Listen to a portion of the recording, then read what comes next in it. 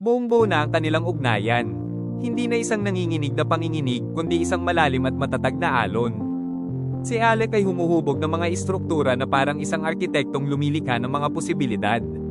Si Lyra naman ay nagbibigay buhay sa mga ito, init, sigla, at hanggang mag-ugnay. Isa ang nagtatayo, ang isa ay nagdudugtong. At mula sa pagkakaisang iyon, isinilang ang balanse. Sa ibaba, sina Solan at Darren, balisa, ay patuloy pa ring nagtangka na paghiwalayin ang lahat. Isinisigaw nila ang kontrol at pag-iisa, nangangarap ng katahimikan at kaayusan.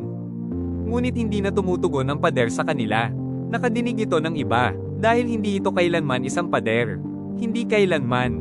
Isa itong tulay. Isang instrumentong matagal nang nakalimutan, isinilang sa panahong mas matanda pa sa digmaan. Isang kanal sa pagitan ng dalawang dulo, isang tulay ng enerhiya, nilikhang magdaloy, hindi hamarang. At sa ganap na pag-echo ni Alec at Lyra, naalala nito ang kanyang layunin. Ang kanilang alon ay hindi sumisira. Ito ay nagbubunyag. Umalingaw-ngaw ang pader, tumugon, bumukas. Ang mga linya nito, matagal nang natutulog, ay nagliwanag muli tulad ng mga ugat na muling binigyan ng buhay. Hindi na ito paghihiwalay, kundi pagtibok. Isang paghinga. Sina Solan at Darren ay nabura, tinupok ng sarili nilang kawalang harmonya. Hindi na kayang tumindig ng pagtanggi sa harap ng pagkakaisa. Sila ay nagsasalita ng pagkawasak. Sina Lyra at Alec ay bumubulong ng paglikha, pinapatakbo ng pag-ibig na nagtatayo kung saan ang iba ay nagwawasak. At naging daan ang bitak. Isang malawak na alon ng sumiklab, damaloy sa mga kalye, sa mga bubong, sa mga puso. Ang mga makina at daloy ay umayon, parang isang alpa na matagal nang di tinugtog.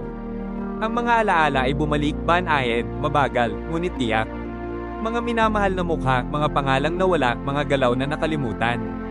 Lahat, muling nagkamalay ang lungsod, hindi sa kung ano ito, kundi sa kung ano pa ito maaaring maging. At sa tuktok ng muling natuklasang tulay, naroon sina Lyra at Alec, siya, ang siglang nag-uugnay, siya, ang kamay na nagbubuo, dalawang kalahati ng isang sinaunang awit, hinabi ng mga panaginip at estruktura, na inakala ng mundo na tuluyan ng namatay.